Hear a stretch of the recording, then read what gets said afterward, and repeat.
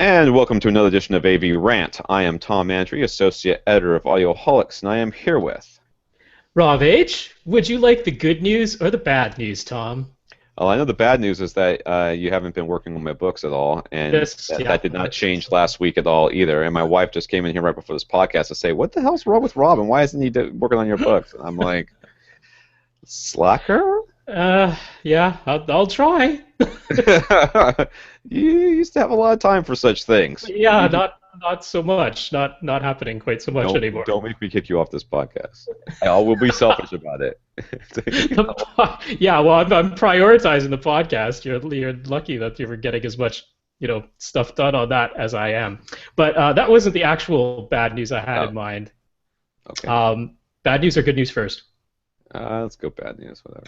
Bad news, horrible, disgusting, freakish news is that for some godforsaken reason, Justin Bieber is going to be involved with So You Think You Could Dance. So now I can't even really beg people to watch it tomorrow if you're watching this live. I can't put people through it may actually save your stupid show, and then you'll have Bieber to thank for it, and then people will hate you even more when you say, I'm so glad it's still on. Could be. I don't know if I'm... what a way to save the show if it does. But no, the good news is the Hannibal finale was spectacular. So, yay. And it's coming back for season 3. So that was the very good news. Hooray! Stuff Tom cares about. We have to start working on your good news, bad news. All right? At least one of those has to have something to do with the subwoofer. All right? That's all I have to say about that. If there's something's not AV related, and you clutter up your Twitter feed and get people to leave you because of the So You Think You Can't Dance thing. Let's not do that to the podcast. All right? I might have to start nixing that. That might be a taboo subject. Though it's going to do anyways in a few months when it's canceled. That's right. Well, yeah. It's this was my last kick at the can. Try and get I don't know. Don't really care. Anyways, all right. So this week we have a couple of listeners to thank. Niels. I wonder if that's how you say that.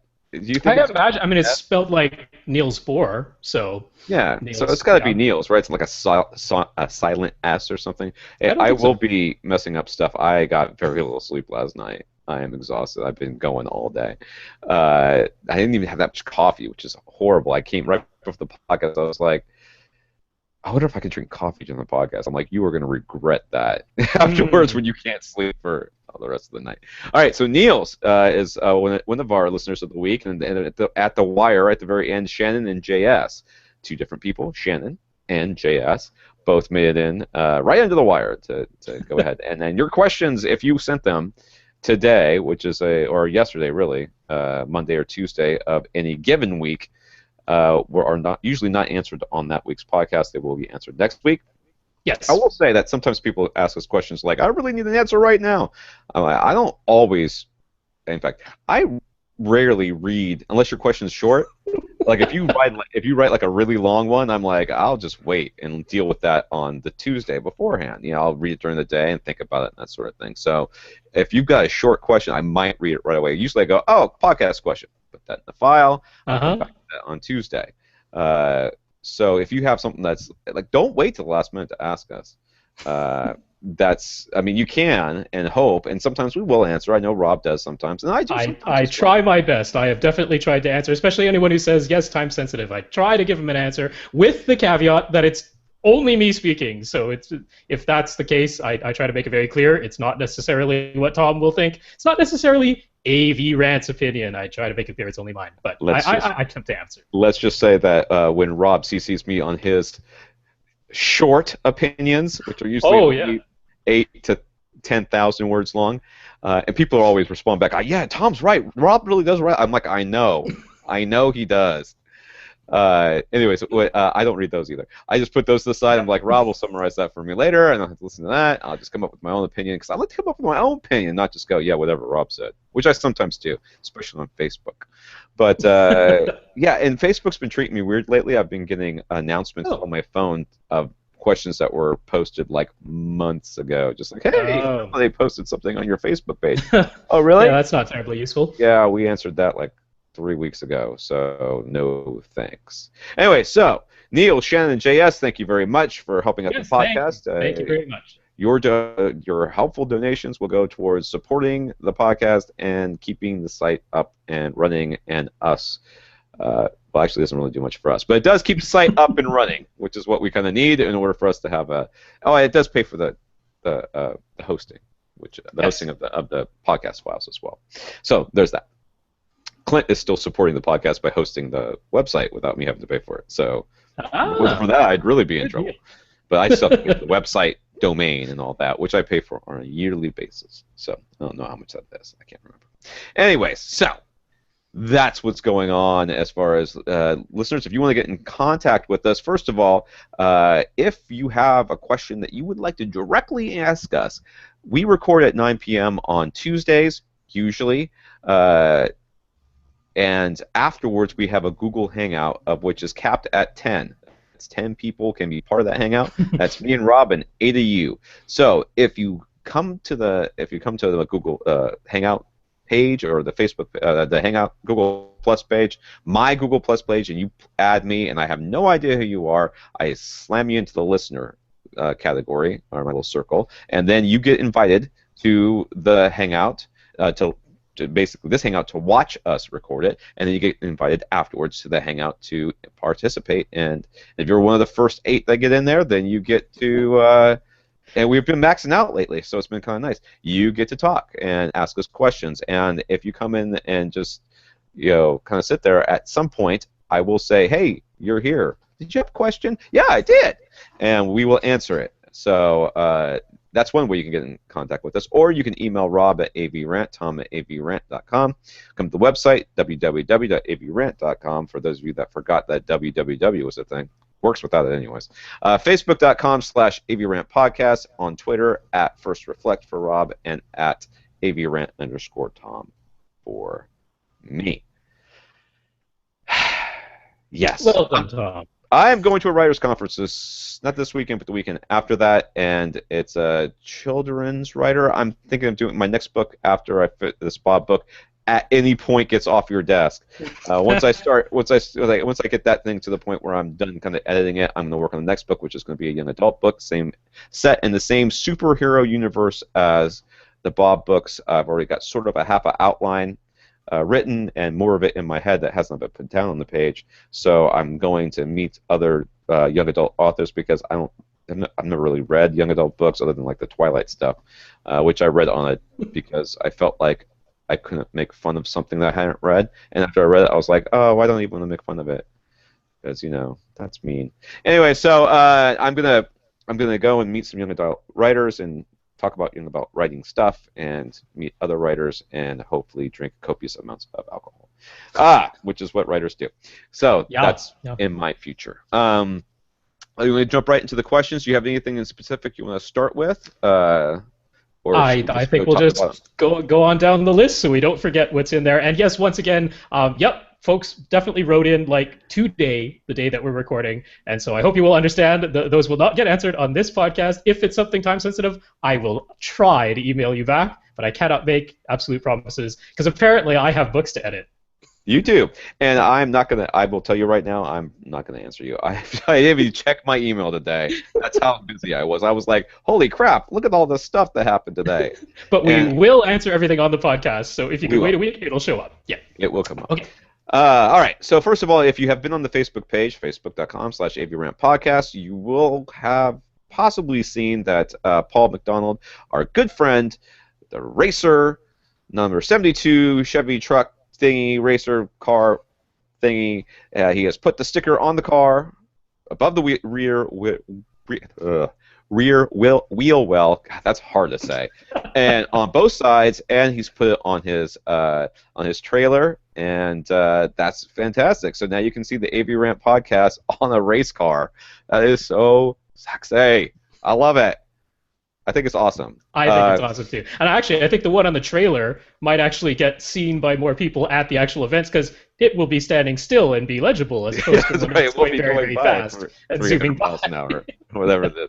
I assume it goes like at Mach 7. I don't know. It's probably the fastest car ever made. That's what I think. It is also the fastest car I will ever drive if I ever get to your neck of the woods, in which case I will be driving that car. Yay! I made that a thing that's going to happen. He also wanted to say some things about the setup and subwoofer changes that you made, or you helped him make when you came over, which was AV Rant doesn't always make house calls, but if you have a race car and you'd like to slap a sticker on it, Rob might come to your house too. If you live very close by, which Paul does. Easy driving distance for me. I'm not hopping on a plane anywhere. I have visited people as well. Out in Australia, I visited. I went to lunch with a listener, and I went up and visited. I didn't visit Austin. I was up in Jacksonville, and I visited Austin. I have a height limit. You have to be at least 6 feet before you can. I will get 6 feet or taller. Poor Austin, he gets so upset when I start talking about how tall he is. I'm not that tall. Austin comes to the Hangouts. You can meet Austin. You'll say he doesn't look that tall on the Google Hangout. He doesn't, but I assure you, he is quite tall. That is a horse I am basically beating. Yup.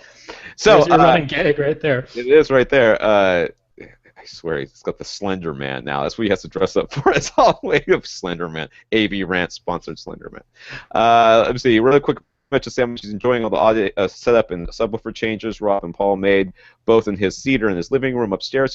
He says having the subwoofer upstairs actually has him enjoying listening to local FM radio broadcasts again. Well, you are a magic worker, Rob. Yeah, no, he was saying he had given up on FM radio, but now that it actually sounds halfway decent with some bass reinforcement there, he's back to listening to it again. So I guess that's a good thing. As long as you're enjoying it, that's the main thing. That's what it comes down to. If you enjoy it, we're happy. It doesn't matter whether or not we think you should be enjoying it or not. Though we will judge you silently behind your back. But I like FM radio just fine. I listen to it all the time. So It's certainly convenient. Hey, yeah. I can only listen to I don't update my playlists enough. And so I get sick of my music, and then, I say I do the same thing on Spotify. I don't update, and I've got my Pandora list so locked down that like Pandora's like, man, I only got like 17 songs to play for you anymore, and I get to hear the same ones. It's like a playlist. All right, Jack C over on Facebook received his Outlaw. Okay, this is the guy who asked us whether or not he could get the newer Outlaw Audio sub to go with his older Outlaw Audio sub. This is bad, and we said yes. Mostly you said yes, but he said yes. And so he did it. So he's got his new subwoofer and so that he could match it with his older discontinued sub. And notice right away that the new LFM-1 Plus, which is the new Outlaw Audio sub, sounds significantly louder, and he's just concerned about how this will impact his automatic setup using his Onkyo 809 receiver. Placement-wise, the two subs are in opposite corners. What are our thoughts? Well, my first thought is you don't have an SBL meter. That's my first thought. I'm wondering if he's how he's doing. From what this says right here, I'm mostly thinking that he's just set the dial at the same point. Yeah, and is thinking this doesn't sound the same. And you're probably right, Jack. It probably isn't the same. Yeah, I mean, there were a few things. I asked him on Facebook specifically about placement because obviously if one were, say, in a corner and the other one were only beside one wall or farther out into the room or some such, it could have just been a simple case of boundary reinforcement, which would definitely make one sub sound louder than the other. But he's saying they're both in corners, roughly equal distances from the seat in diagonally opposite corners. So that shouldn't be the cause, except that you still can have unevenness when you've got, two separate subs. You play one of them and then you play the other one, and supposedly have them set to the same volume. They're in two different locations. You're in a seat that probably isn't in the dead center of the room, so it could still be just a room thing. But this is a new subwoofer. It does use a different amplifier than the original one, so it could be as simple as, hey, the place where you set the volume knob doesn't result in the same output, and there's nothing wrong with that. It's purely just, a knob thing. Just physically be closer to it as well. There could be all of this stuff. The 809, does that calibrate two subs? Not separately, no. No. No, it's a So mono subwoofer output. And yeah, I mean, the other thing is, the only concern might be, hey, is the new subwoofer significantly more efficient than the old one? As in, regardless of what signal you put into it, it's always going to play louder. It could be, but this is not the end of the world. It's simply a matter of, okay, you're going to have to adjust the settings so that the two subwoofers are playing equally loud at your seat. They might have different settings on their own individual volume knobs. That's fine. There's nothing wrong with that. I have two identical subwoofers placed at the very same midpoint of both side walls, with my seat pretty much centered in my room, and one of them is a couple clicks louder than the other one. That's the way it works, I mean, dude. So the way you want to do this, Jack, is first of all, you want to get some sort of SPL meter. Now, you could use like an iPhone app or something like that. Some of them aren't bad. Do some research on that. But you're gonna. This is the way that I do it is that I calibrate them for 3D. Like I take the knob on, or not the knob, the setting, the subwoofer setting, and I lower it down 3 dB. So it'll be -3. Is that how I do it? I think that's it. No, I go up plus 3, and I go up +3. That's what I do. So it always takes me a second to think about it. Slow down a second. Okay, so we're talking about, you go into the menu of your AV receiver, you go to the part that says speaker setup, and you select the channel levels or the speaker levels part of that menu, where you can adjust how loud each one of your speakers is individually in relation to all the others, and you go to the subwoofer out part of that, and you put it up to +3. It starts at 0. And you put it up to +3 to start. And it might go all the way up to +10 or +12 and down to the same number usually. So what you want to do is then measure one sub at a time. So you plug one sub into your subwoofer, your output, and you turn it on, and then you measure it for 75 or whatever it is. It should be 75. If you're using the internal test tones of your AV receiver, that'll be when you go to that channel levels part of the menu, and you select any of the speakers. It should output some pink noise from that speaker. So when you have two subwoofers, we're talking about just have only one of them physically connected at first, and get it to read 75 dB on your SPL meter. That's where it should. I have had a couple of I've interacted with a couple of receivers where the volume control still works when you're doing that, the tone controls, and that just drives me absolutely bonkers. It's just like, what is the point of this? So anyways, +3 dB on your setting, measure one subwoofer, set it to 75 dB so that the volume, you change the volume knob on the sub when you're measuring it at your seat so that it hits 75 dB. That's where you want it. Then you unplug that subwoofer, plug in the other one, do the same thing. Okay, so now both subwoofers are calibrated to 75 dB, but the setting on your receiver is +3 dB. Now back that down to 0. So not +3 dB on your receiver anymore. Back it down to 0. Plug both subwoofers in. They're both just going to play the same volume. Okay. Plug both subwoofers in, go back to your seat, measure. It should be very close to 75 dB. If it is not, adjust it until it is. Both should be playing the same volume. You just are trying to make sure that they're at the equal level. That way, both your subs should be playing the exact same volume from wherever they are in the room, and you control them with the volume knob, and now they're acting as one speaker in two places. That makes sense. Yep. So solved. Don't worry if the volume knobs on the back end up in two different places. Yeah, man, don't be all OCD about that. I know some people are like, but it says 3 on this one and 5 on the other. Don't worry about that. Just step away from the volume control. Take our word for it. This is what you want to do. And once you do that, good to go. And that's what you do whenever you want to calibrate 2 subs, or 3 subs, or 4 subs, or 5 subs coming off of one port. That's the only way to do it. In fact, it really. Anyways, I'm not gonna get into that. Okay, so his LFM-1 Plus has a switch for with settings for max output or bass extension. What is the difference, and which one should he be using? This is in your manual, so you can check this out. But max output, this is a port setting, okay? Yeah. And one is for with no ports plugged. I guess there must be 2 ports in this thing. There are 2 ports on the LFM-1 Plus, and it comes with one foam port plug that you can optionally stuff into one of those 2 ports to block it up. Yeah, according to your manual, the max output is with 0 ports plugged, that gives you the most amount of the most SPL, the loudest sound. Okay, so most air moving in your room. Whereas base extension is what you set it on when you want to plug one port. Okay, that is the difference. Now, it will tell you in your manual, do not set it on base extension without the port plug in because it's not going to sound right. So be careful of that. I would generally go. I mean, I guess did he tell us how big his room is? Well, aside from that, in Jack's particular case, he's trying to match it with his original LFM-1.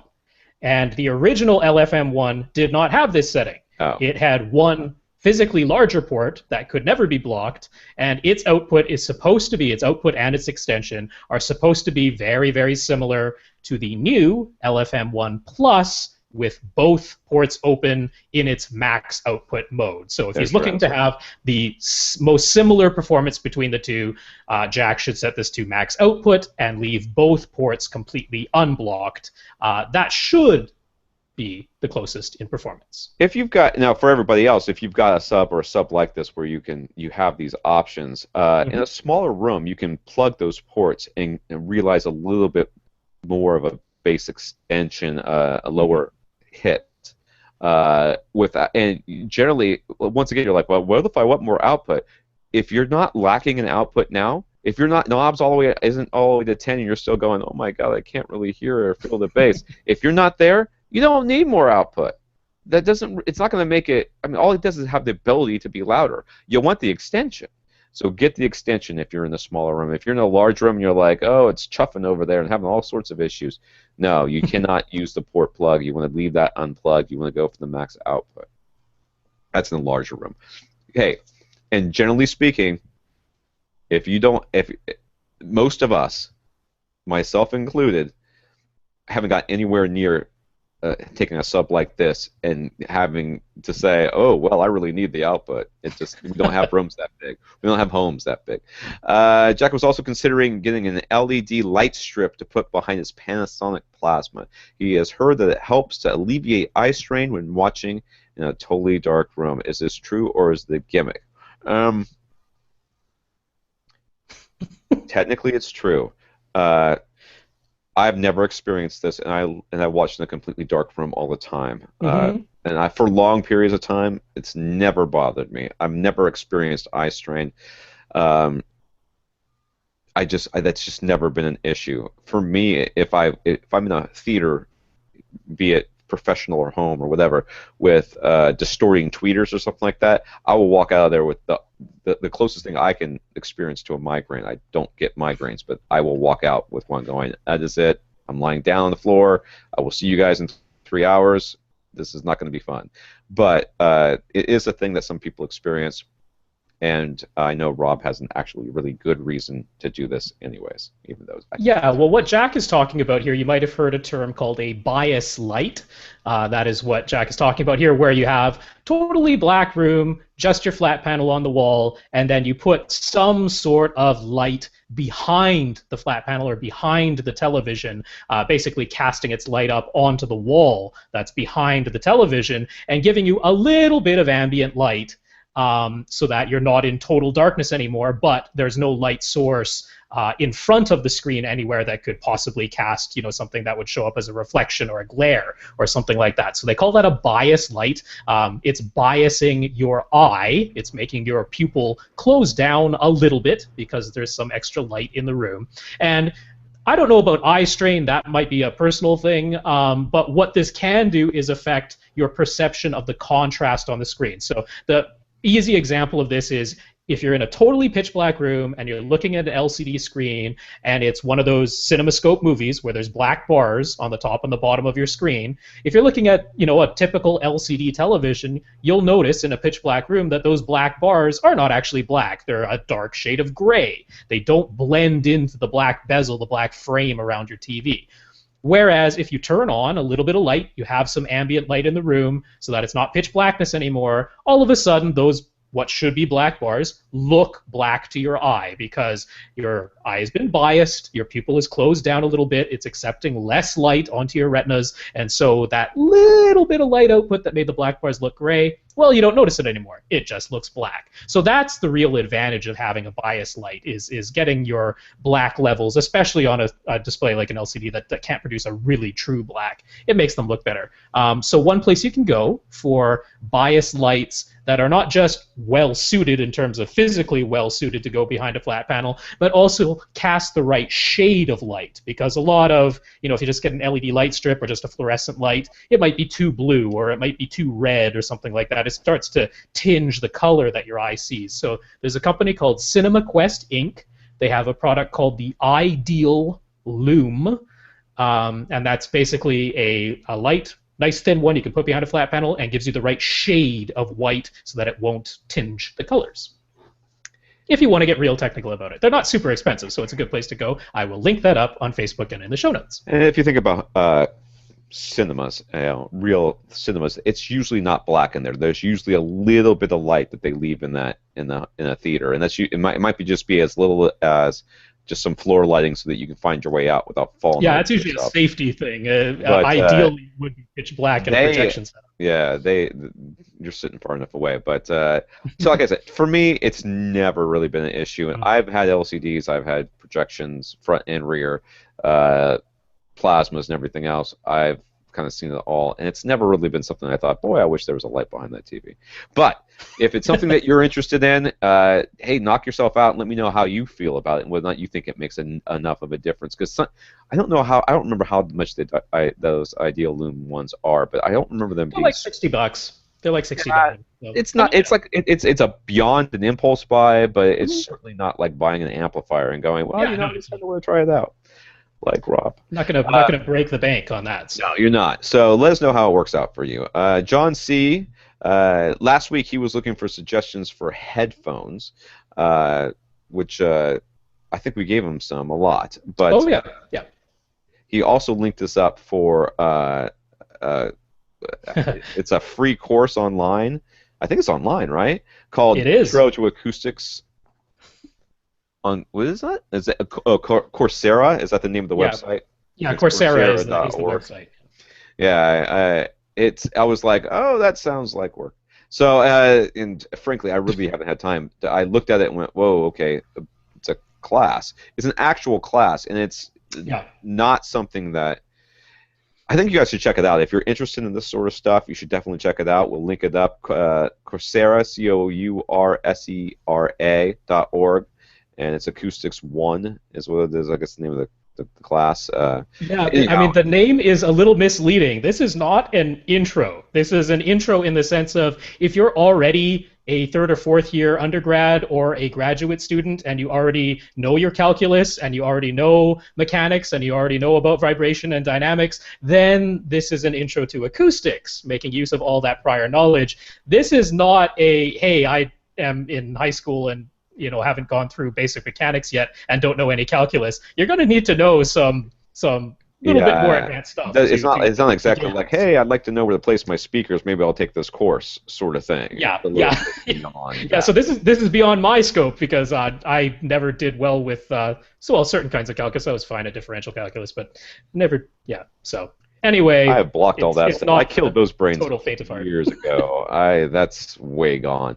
Abby has going back to John C., who was the one that was asking for headphones just last week. She suggests, so our recording engineer, she swears by the Audio-Technica ATH A700X headphones.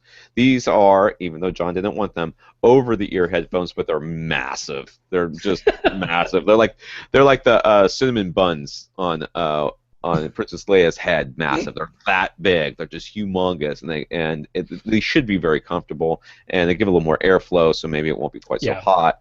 But she swears by them. I looked them up on Amazon. They're like $130, $140, somewhere in that range. So they're certainly within the price range. Mm-hmm. Audio-Technica, I think, is just a really solid brand overall for headphones, and they tend to be very linear in my experience. Not all of them are, but they tend to be very linear. But John's worried about very linear stuff. She's a recording engineer, and she swears by him, so she's a professional, dude. So Yeah, it was funny because Even more she so was than us. saying, I mentioned last week the Sony MDRs, and she's like, "Yep, we have those. All the places she's worked, they always have the Sony MDRs." She's like, "I bring my Audio Technicas because I like them better." So there you go, a glowing endorsement. So I certainly got no beef with that. That's a good one to know.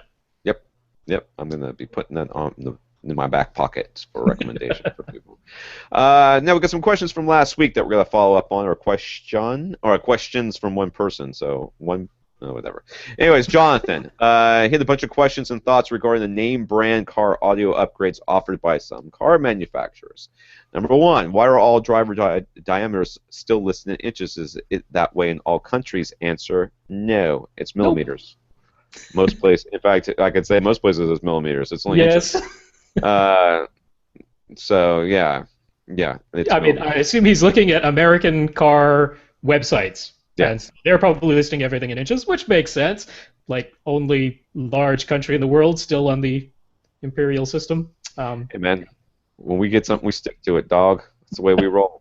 I still prefer inches. I can picture the size in inches a lot more easily than I can millimeters. Because you tell me 160 millimeters, and I'm like, 160 millimeters, huh? You say 6.5 inches, and I'm like, oh yeah, okay, I get how big that is. Yeah, I'm the same way, dude. I mean, even after being like, I have no problems with liters and kilograms and that sort of stuff. Like that stuff, I can really envision it pretty well in my head after living in Australia for 2.5 years. Millimeters, centimeters, forget it. I'm out. I just can't. I can't. Meters are pretty easy because they're almost the same as yards. But yeah, so then I can kind of go backwards from there, but it just doesn't really work for me. Anyways. So they're not. Is there such a thing as a subwoofer without a voice coil? He saw some marketing for a dual voice coil subwoofer. Why would that be specifically mentioned? I don't know that there is such a thing as a subwoofer that you would buy that did not have a voice coil. Well, Magnepan has their base panels, which are a planar magnetic. Those don't have a voice coil.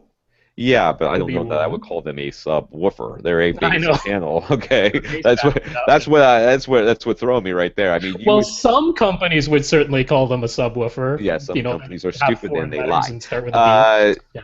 No, yes. So a voice coil is used because it's cheap and easy and works. And the options for not using one would be expensive and huge. So to get a electrostat or something without a voice coil that big. Or one of those fan blade subwoofers. That would be. Oh no, that would have a coil in it. It would have a coil in it someplace for that motor. It certainly would. Yep. So. Yeah, no, that's why, because no, there's not. I mean, there is technically, you could make one. It would be like a wall of your house. That's what but yeah, don't touch it. It's planar. It's very. Anyways, so go ahead. Yeah, the dual voice coil thing is an interesting thing. You will definitely see this more often in car audio than in home audio, and the idea is really about impedance. When you see things about dual voice coils in car audio subwoofers, the idea is that you have these two voice coils, and so if you have an amplifier that works really well with 4 ohm loads, that's where it's most efficient and can output the most watts and not overheat, then if you have, say, two 2 ohm voice coils, you can wire that up so it's a 4 ohm load. But let's say you had 2 of those subwoofers, you had dual subwoofers in your car, well then you're going to want to wire it up differently so that the impedance still matches what the amplifier can handle. So that's why they have the dual voice coil thing. It's all about being able to wire it up so that the impedance of the subwoofer matches whatever the amplifier that you've built into the car. Maybe you have 2 amps, maybe you only have 1, whatever it is, you can wire it up so that all the impedances match. When you see a dual voice coil in a home speaker, it's most often going to be like one of the in-wall or the in-ceiling speakers where the speaker is meant to act as 2 speakers in one. There's a lot of in-ceiling or in-wall speakers that'll have 2 tweeters but only 1 woofer, but it's meant to act as a stereo speaker. So that woofer will have 2 voice coils so that you can connect both channels to that one speaker, and it will act as two speakers essentially. So and it that's gives you, what I mean, think distributed audio is what you should be thinking here. These are in-ceiling speakers, I would guess, most likely, where you're going to be daisy chaining a bunch of them together, and you need to have this option so that you can not have to keep running a separate wire run all the way back to your amplifier for each individual speaker, and then have like one of those distributed distribution amps where it's 16 channels, 30 watts a channel, and you have to run a billion wires all over the place. This way you can have a bigger amp, can handle a different load, and you can wire it in such a way so that it doesn't, the amp can still power all those speakers, because they're basically just, they're all playing the same thing anyways. It's all mono. In that case, you don't really want stereo and distributed audio unless, I mean, you really don't want that. Anyway, so could some of these systems have an advantage? Okay, some of these systems, meaning some of these car audio systems, have an advantage in the sense that they know the exact dimensions of the quote-unquote room, which is, of course, the cabin of the car. The car's interior is always the same shape and size, so couldn't the sound system specifically be designed for that? It sure could. And some people say that you can kind of do that, like the Bang & Olufsen systems, and then the I guess the Bose systems and Harman, all the ABL, yep. All the name systems are sort of kind of touting that. These are the same people that put subwoofers at the front of the car, right underneath the window. I've seen that, you know what I mean, or right in the back of the, you know what I mean? It's just, I've seen stuff like that. You're like, what is that speaker? Oh, that's a sub. Oh yeah, that's awesome. I'm totally gonna spill a drink on that. But the problem is twofold. The first of which is there's just noise. There's so much noise. I don't care what car you have or what kind of deadening they have between you and the room, you and the road that you're moving. There's just gonna be a lot of noise. So it's a terrible environment. No matter how good you design it, it's a terrible environment because you just completely kill your dynamic range. And not only that, it masks so many sounds. And that masking of sounds is impossible to overcome without a tremendous amount of volume.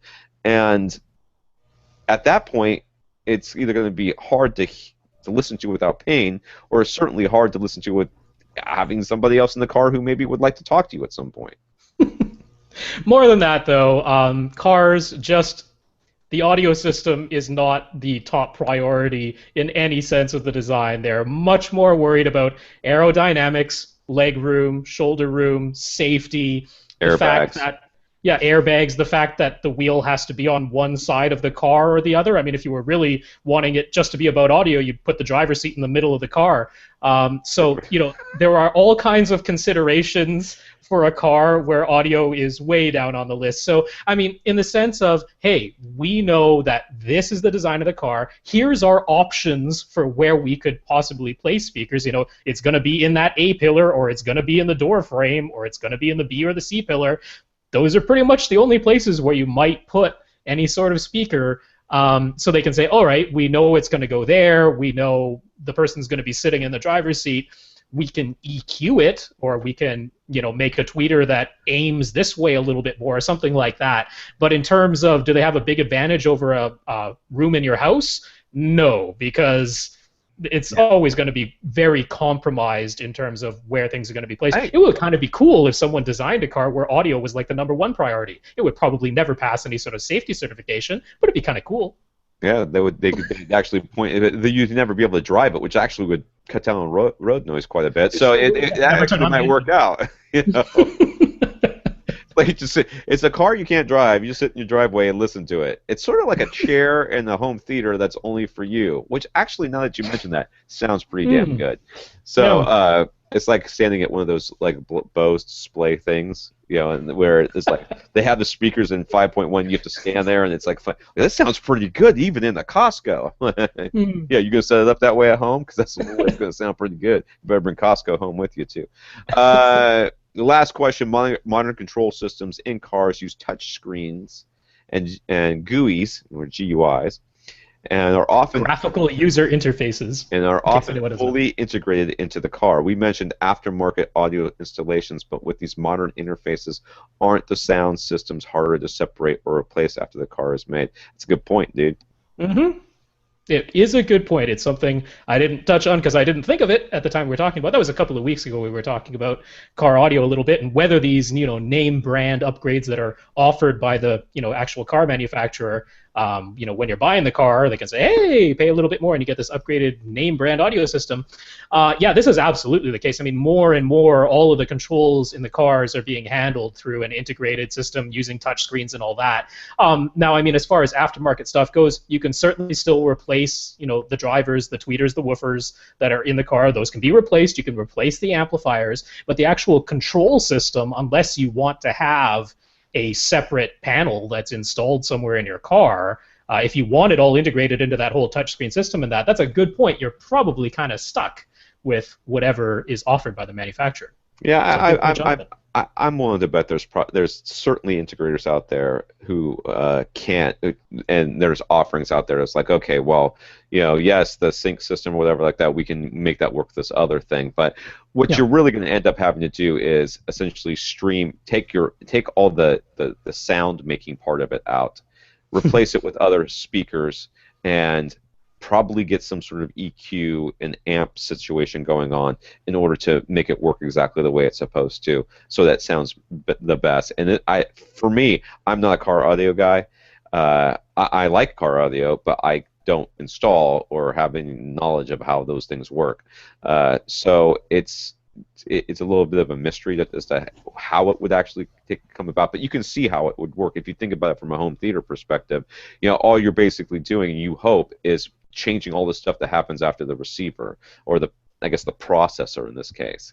What you would hopefully be able to switch out is the amplifier and add some sort of EQ and all the speakers, but you would have to have knowledge of how these speakers are going to work and when you place them and how they're going to interact and that sort of stuff. And it takes a lot of knowledge, so you would want to get a professional or do a lot of research, I would imagine. Mm-hmm. All right, so on to this week's questions, man. It's like a record time. How many? It's only. Is it now? Only an hour. Yeah. Only 40 minutes. Usually it takes us an hour to get past last week's questions. Alexandru, over on Google Plus, asked what we, mostly Rob, since this is a Canadian thing, yay, think of Cineplex VIP theaters. Let me give you my opinion. Yes, Tom? And I'm done. Go on, Rob. Okay. Yeah, I guess you wouldn't have. Cineplex is pretty much the only theater chain now. We used to have Famous Players and Cineplex, and then Cineplex was smaller than Famous Players, but they bought Famous Players, so that was kind of a weird thing of the number 2 chain buying the number 1 chain, but that's the way things went. Did it dislodge its jaw when it swallowed it up? Was it some sort of... Pretty much, because you can't really go to any theater now in almost all of Canada that isn't Cineplex owned. But anyway, they've installed these VIP 19 plus only theaters. So what they've done is they've usually taken one of the smaller theaters in the Cineplex. They've installed far fewer seats, but they're larger and leather, not recliners. They're not like the big leather recliners like you find in some of the really cool theaters in the States, but larger leather seats, far fewer of them. They have servers who will come to your seat before the movie starts, who will take food and drink orders. They have a lounge where they serve alcohol. They do not serve alcohol in the theater itself, and you cannot take the alcoholic beverages into the theater with you from the lounge, but those exist, and they only allow people who are over the age of 19 into the theater at all. So this is you can drink at 18 in Canada, is that yes, 19, yeah. Oh, 19. Yeah. I think, well, I always get screwed up. It's been so long since I had to care about such things. We have weird laws where, like, you can't gamble till you're 19, but I think you can drink at 18 or some such. Whatever it is. Anyway, no kids under 19 in these VIP theaters. So I've only ever been to one. It was definitely a smaller theater, and for that reason, I wasn't the hugest fan because it definitely didn't have the biggest screen, and you're sitting in a physically smaller theater, so it doesn't have quite the same feel and impact of being in a larger theater. It's really expensive. They're like over $20 a seat. So. Oh, that's it. Yeah. But so I mean, all the drinks and food separately, right? And all that stuff. Yeah. But yeah, so I mean, I'm not super. How did it sound though? I mean, how was the sound? Was the sound better than regular? It wasn't any better because I mean it was these aren't Dolby Atmos, these aren't particularly special. They just have a normal number of surround speakers and surround backs. So I mean, it certainly I didn't think they were worth the upgrade in price. I don't drink, so that part isn't great to me. I usually don't eat much in the theater, so I wasn't ordering food from a server. And I mean, the seats were nice. It was nice having bigger seats, but you know what? It's like it's not really the kids who are the problem. It's all people who are over 19. They're still on their damn cell phones, so that didn't help. Uh, they had something like that in Australia too, and they must have included something because I remember it being like $80. And Oh, I saw okay. the lounge, and so that's why I said $20 sounded cheap. But they must have included food or a drink or something like that with it. Yeah. But if I've been around enough drunk Aussies to know that the last people I want to be in a movie theater with is a bunch of drunk Aussies, and that's Yeah. not being offensive, dude. That's just being realistic. Uh, Oh, I mean, a bunch of drunk anybody's. I mean, the fact that everyone's in the lounge drinking before the movie starts, it doesn't make the movie going experience any better, in my opinion. So, yeah, it wasn't my cup of tea, but hey, might be someone else's bag. All right, Steven, last week he took my advice and watched us on Google Plus, and then afterwards came to the Hangout. And did he come into the Hangout, or did we just talk about him? Yeah, he came to the Oh no, Hangout. he came to the hangout. Yeah. Yeah, and asked us. He says he had a topical question, wanted to know. He found an open box deal at Magnolia for a Sony HW30 projector to replace his Optima HD20, and wanted to know if he should jump on this deal or if he should hold off. And his question sort of centered. I mean, we were like trying to figure out, cost-wise is it a good deal, performance-wise is it a good deal, that sort of thing. But really, he was kind of thinking about 4K. It's like, Yeah. should I?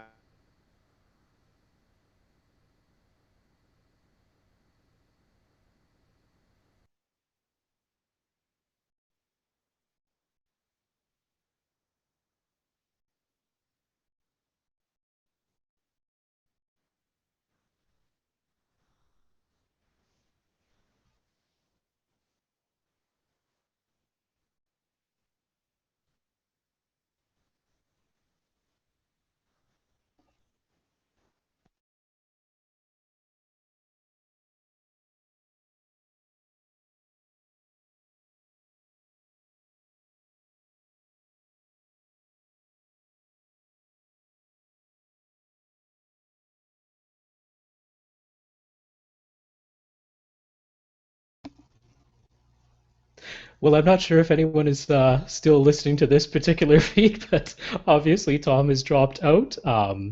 So if anyone is watching this, I will be hanging up now as well, and we will try to be back on the air as quickly as possible. Oh, Tom has just Now, joined our group. now, or any time in the future. I have no idea what you said while you were away, Tom. It was a blank screen over on my end. I don't know if your end we kept going. We had our I, first major Google Hangout, blow up. what happened? That I was have no weird. idea. Oh, well, you were gone and now you're back. But I talked the whole Oh, well, time. you were gone on my side. I didn't speak much except to say that you had dropped out. So So we'll hopefully go we will delete be able that. to edit that back. Anyways, Exactly, yes. so basically, what I said was that 4K doesn't come is not going to come very quickly to a reasonably priced projector, and I don't remember what his screen size was, but he It was probably about isn't. 100 inches, yeah. Yeah, he doesn't need it. Especially, I think he was sitting like 12 feet away too. I'm Yeah. like, no, dude. Like if you were sitting 5 feet away, I would say maybe, but you're not. So Yeah, yeah. so I mean, my big thing in regards to 4K is that just having more pixels isn't that big of a deal. I mean, yes, if you have a really big screen and you sit very close to it, then you might be the type of person who says, yes, I just want more pixels. But me personally, I don't really care about having more pixels. I care much more about all the other stuff that will hopefully be coming along hand in hand with 4K, like the expanded colors, greater bit depth of the colors, higher dynamic range, all of these sorts of things that will hopefully sort of get bundled in together with 4K. And those things are definitely not appearing in the very near future in any 4K front projectors. So yeah, I mean, when a good deal like this shows up, it's definitely better than the one you already have, and it's pretty much a price you're not going to see other than an open box deal or a clearance sale or something like that. Then now is definitely still a good time to buy a regular HD resolution projector. I would wait I for wouldn't 4K. expect 4K to come down to a reasonable price in projectors for another 5 years. I think Yeah, I it don't, could be. and when I say reasonable price, I'm thinking like sub $1,500. You know what I mean? Oh wow. You know, Okay. yeah. I mean, it'll I'm come thinking more down. like 2,500, 3,000. I'm Yeah, thinking. 2,500, 3,000 is going to be down, next couple of years. Yeah. But Yeah. he's looking at spending a lot less than that. So I'm not.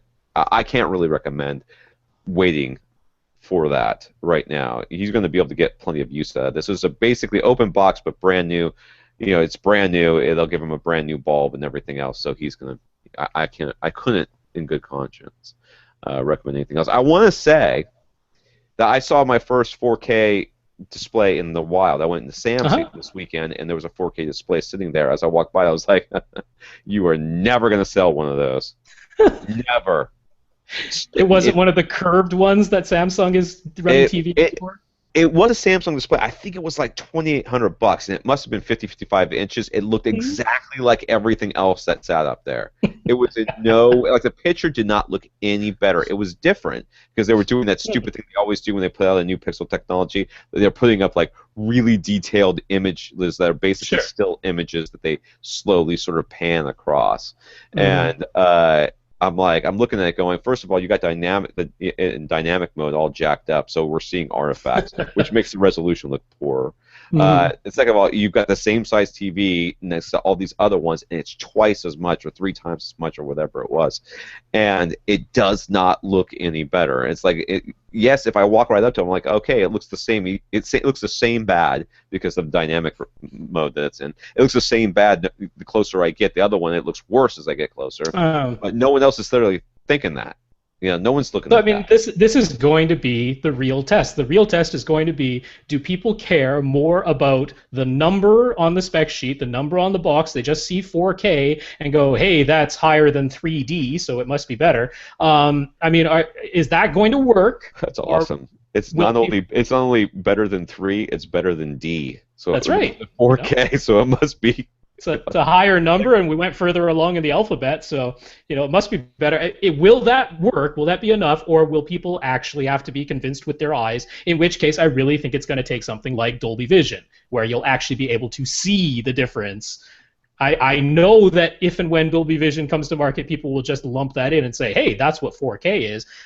But this will be a good test. I'm I don't know, eager. dude. I don't think they're gonna sell a single one of these bad boys. I don't. I think like in high-end stores and stuff where Yeah. they'll actually turn the lights down and Mm. put on a reasonable setting. Yes, I think they can sell some. But in a setting like this, people walking by, they're gonna go, "That one's $2,800. Why is that? Oh, because it's Mhm. new 4K." And they're gonna look at the other one and go, "That one looks just as good to me," and that's gonna be it. That's just going to be it. All right, Andy over on Facebook linked us to an interesting study from Harman in which they tested several room correction, I don't know why that's in quote, room correction EQ programs and tried to correlate listener preference with measured results. It's a PowerPoint presentation, so it's a little hard to kind of discern there's nobody sitting there talking about it, so you just have to flip to the slides, and we'll link that up. They the conclusion was that listeners in their test strongly preferred some automated EQ programs over others, or over no EQ at all. So there was no EQ, and there was like one or two room correction systems that did as bad, if not worse, than having nothing. And then there was a couple that did that all kind of equally did about the same. 2 or 3 of them that did it equally about the same, in being that much better than the nothing. No Yeah. EQ. Subjectively better. Very important to say. Yeah, Subjectively better subjective too to bad. the people who were part of this test. Now They these are liked. trained. These were not just Joe blows off the street. This was Yeah. this was a small number, I think, of trained listeners, and they could correlate their preferences with objective measurements, and that the flat in-room frequency response at the seat was not the preferred target. And he wanted to know what our thoughts were on this. First of all, it's really, really hard to comment too much on this because, first of all, they don't tell you which room correction systems were preferred versus which ones completely seem to have failed. They won't tell you which ones were which in the entire thing. Second, they don't tell. There's a lot of missing details. It was supposed to be a double-blind test, so there was a lot of controls that were in place. They used the same speakers for everybody. They listed all the equipment that they used. I don't remember them listing cables, but they probably did. You know what I mean? They listed all the sorts of stuff that they used. They used Odyssey. They used, I think, some high-end one I wasn't familiar with, Lindorf or one of those, Lin something. I think they used the ARC system too. Yep. Anthem ARC, yeah, and then of course their own ones that they have at Harman, which I'm assuming are the ones that you would find in like their JBL synthesis series. It's whatever EQ programs that Harman has for their own. So yeah, so they you know, it's really hard to really comment on it because it wasn't a full paper. It was just the poster presentation. It was just their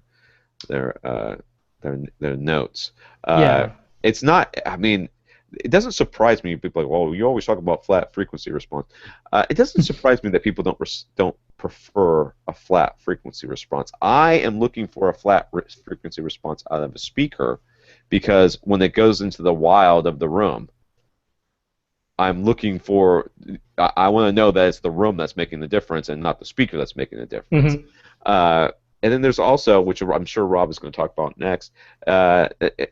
There's personal preference. People prefer some sounds over other based on their history and what their own ears, where their own hearing deficiencies are. But there's also volume differences. Yeah, I mean, there were a number of things that are difficult to really analyze just in terms of what this link shows, this sort of PowerPoint presentation that we're looking at, because they're comparing graphs of the measured results, which I pretty much believe that, yes, that is probably what the frequency response actually measured like at the seats. And they did spatial averaging when they were doing the measurements, which means they took several measurements at different locations. They had 6 seats set up, so they had one where they spatially averaged over all 6 seats, so they measured at each one of those seats and then averaged the results together. And then they also had one where they basically took 6 measurements more or less circling just one seat, just the primary seat. So still spatially averaged, but definitely all focused around that one primary seat. So I believe the measurements of those, but the problem was they went and graphed, how did they word it? I mean, it was basically what people described what they thought the frequency response was. Like they would say, okay, with this system, I think I'm getting a very neutral sound, whereas in this one, I'm hearing an emphasis in the mids or an emphasis in the bass or rolled off highs or something like that. And they graphed that, but based off of just verbal descriptions of what the people said. So it's a weird thing to try and graph. They're trained listeners, so yeah, but it's still kind of weird to compare graphs of a verbal description versus an actual measurement. But that aside, just the results in terms of what measurements correlated to what the listeners liked the most.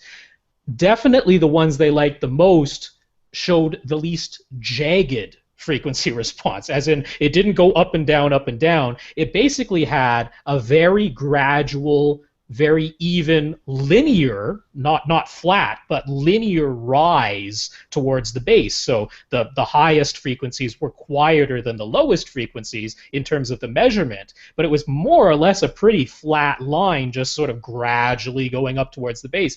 Now, we've talked about this before. Human hearing is not linear, and they didn't say how loud they were listening to the content, and they were listening to music. They weren't listening to sweeps or test tones. They were listening to regular music. I don't know at what volume, probably not 85 dB, average, which is where human hearing is at its most linear. And we know that we do not hear bass particularly well. When bass gets quieter than 85 decibels to our ear, it sounds way quieter than the mid-range. So I am not the least bit surprised to see that people favored a target response curve from these EQ programs that gave a rise in the bass. But overall, a very smooth, very even non-jagged frequency response.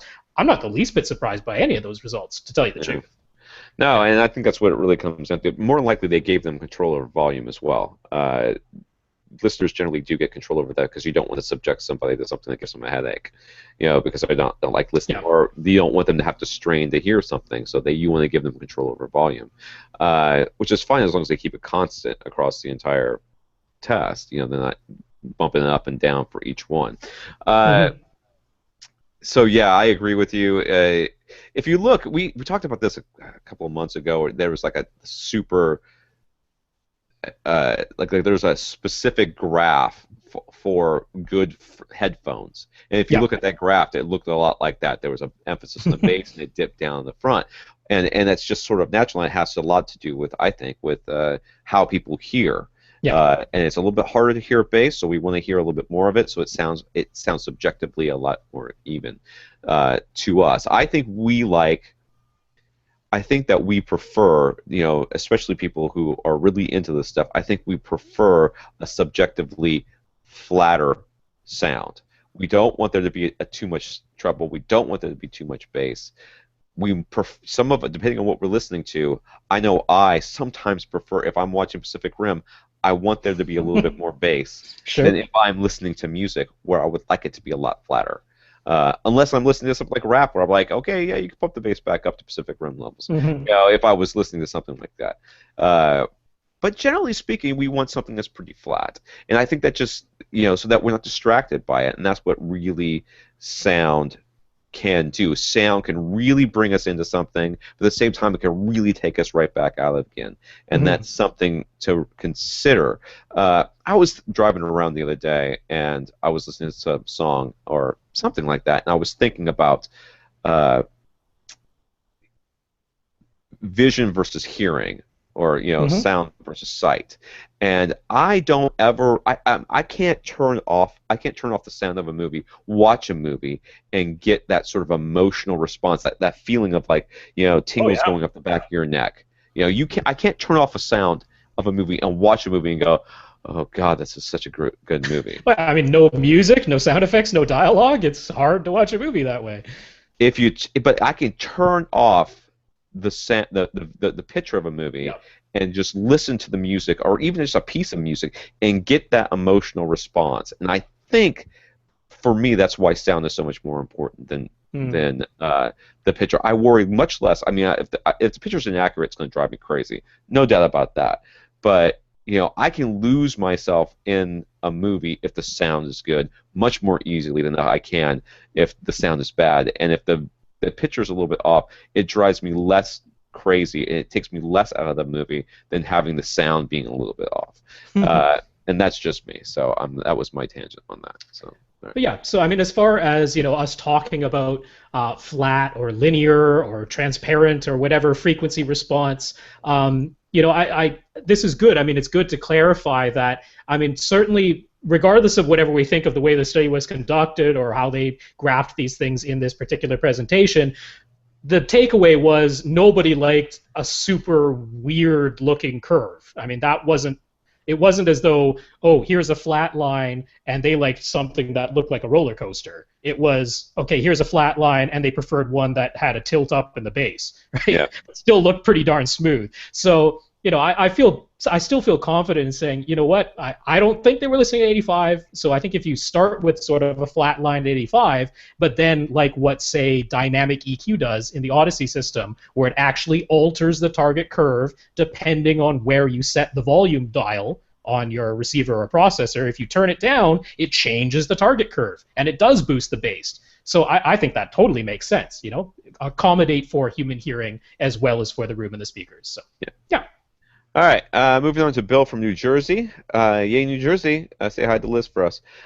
Bill's a new listener of the podcast. He's enjoying our discussions of speaker and subwoofer placement.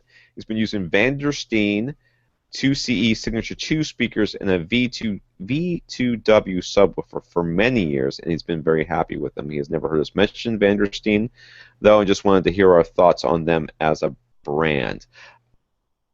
I don't know that I've ever heard Vandersteens, to be honest with you. I've been to some high-end shops. I don't know that I have. I've heard is it Triad? The Triads. What are the other ones that have the coaxial drivers? Are they called? Are they that Triad? There's Tannoy.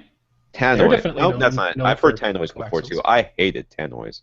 Now that was at CDIA, and it was a demo room. Everyone that walked out of that demo said they had a headache afterwards. It was awful. That's a tannoy. They gave me my favorite hat I ever got at a CDIA event. Was they had the best hats. I wish I still had that hat. I basically wore it until I sweated it into grossness and threw it out.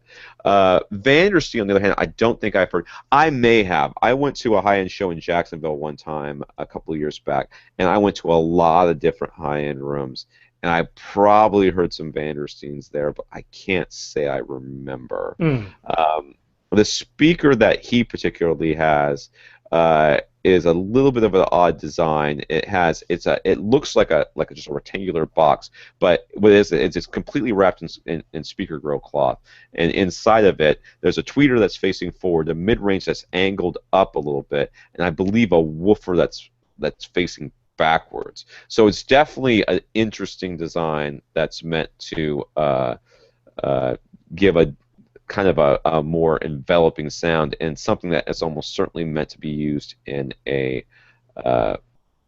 2-channel, or 2.1 channel sort of arrangement. I think the key here, though, to say is that he's been very happy with them, and therefore you don't really care what we say, dude, because you're happy with them. And I think that's what I really want to stress, that it really doesn't matter what anybody else says about your speakers. If you think they sound good, your headphones or whatever, it's really what it's about. This, to me, enjoying your equipment is not something that needs external validation.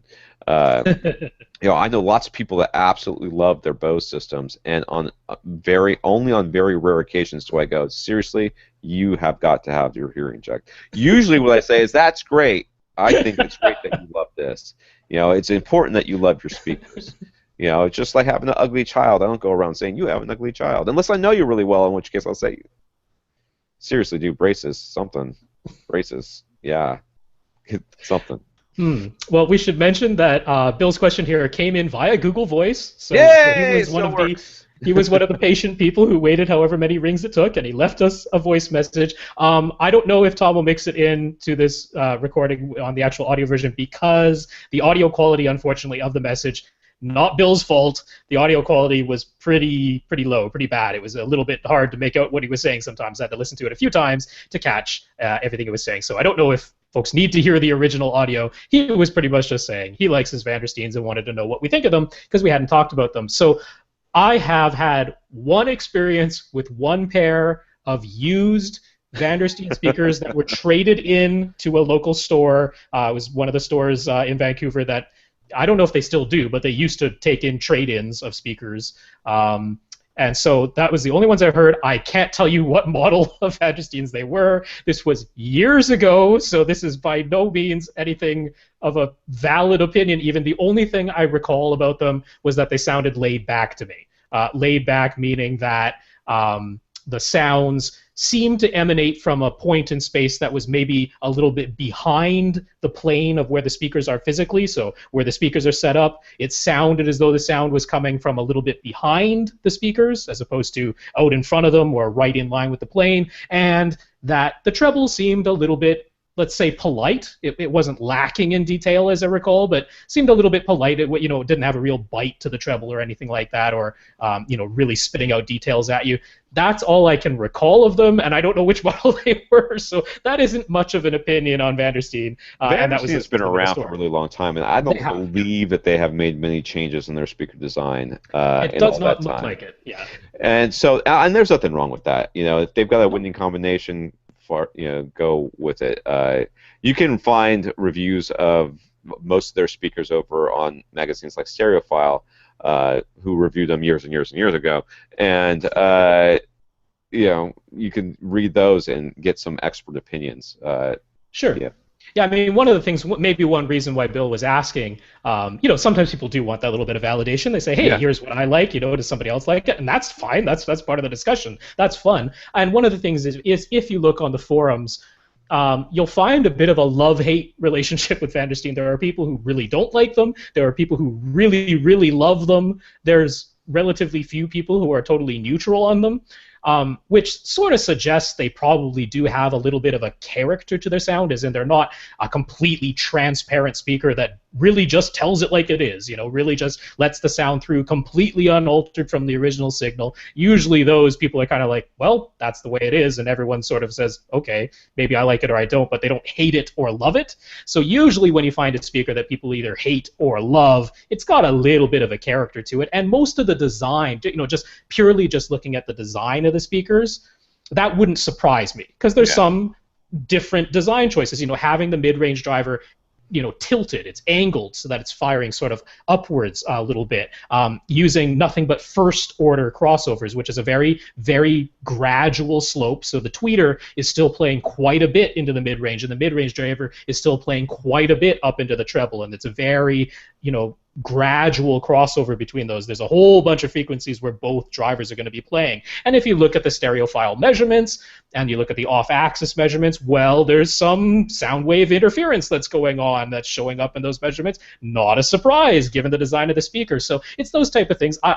They're probably not the most accurate transparent speakers in the world. They're not described that way in most of the reviews or the way most people describe their sound. But that by no means indicates that you aren't allowed to like them or something like that. It's going to depend on your room. I think about a lot of these high-ends, because this is considered a high-end brand, and I'm sure they're very expensive and all that. They're not that bad. They're like $2,000 a pair for the one that he's got. That's not that bad. Yeah. I'm willing to bet that a lot of times if we could get the people that really like a specific brand that has this sort of love-hate thing, if you can get them together and take pictures of their rooms, and kind of compare, I bet you would find some similarities. And the reason that they like these speakers is because these speakers sound really good in their rooms, because their rooms have problems that these speakers sort of address. And it ends up being sort of an EQ thing. And you're like, I can never find a speaker that sounds as good as this Vandersteen in my room. Well, my suggestion might be you need to fix your room. But your experience is, I found a speaker that sounds good in my room. Why would I change? And I'm going to tell you right now, you should not. So therefore, that's my sort of approach. That's what I've kind of figured out over the years. Like, I've been to people's houses, and they've got these weird rooms, and their speakers sound pretty good. And I'm like, because I've heard that, like, in particular, there was a speaker that I tested out, and I put it in 3 different rooms. In my house, in another house, and in Gene's house. And they sounded great in my house, and great in the second house, and awful in Gene's house. I mean, just awful. Yeah. Like, we couldn't believe how bad they sounded. That's how bad it was. And I was like, wow, this is exactly what we're talking about. My room at that time back in Jacksonville wasn't very good. I mean, it was okay, and it was as best as I could make it, because I had lots of room treatments and stuff. But it was still open to the rest of the house, and had all sorts of issues. And in my room, it sounded really good. But when you put it into a room like Gene's, where there was specifically designed theater and everything else, it just really revealed all the problems with that speaker. So that's where that love-hate relationship. So I mean, one thing I like to say, for anyone who wants to, look at this as, a real hobby, something you're really getting into, and you want to, sort of study it in a more objective way, as opposed to just finding what you like and deciding whether or not you like something. One thing I like to suggest is, try to expose yourself to a very linear, accurate sound, and that might be headphones, or it might be like a near field, more like a studio setup, a recording studio type setup where it's near field speakers, a well damped room, something where you are really hearing almost nothing but direct, very linear, very accurate sound, and just to get a sense of that. Because what I think happens a lot of times is someone grew up with a pair of speakers, or their dad had a pair of speakers, or these are just the speakers they've owned for years, and to them that's what sounds good, and then they hear something that is technically more accurate, technically playing back the sound, exactly this is the note for the correct duration, for the correct loudness, and they don't like the sound because it's not what they're used to, and that's fine. But if you really want to get into it, I think it's worthwhile just to expose yourself, to a really, really accurate sound, and then you can sort of say, okay, it's totally fine if I prefer something outside of that, but just to sort of have that as a reference. All right, we're done with this topic. Was an hour and 15 almost. Jay, and by the way, Bill, thanks for listening. And Yes. we're glad to have you and your Vandersteens.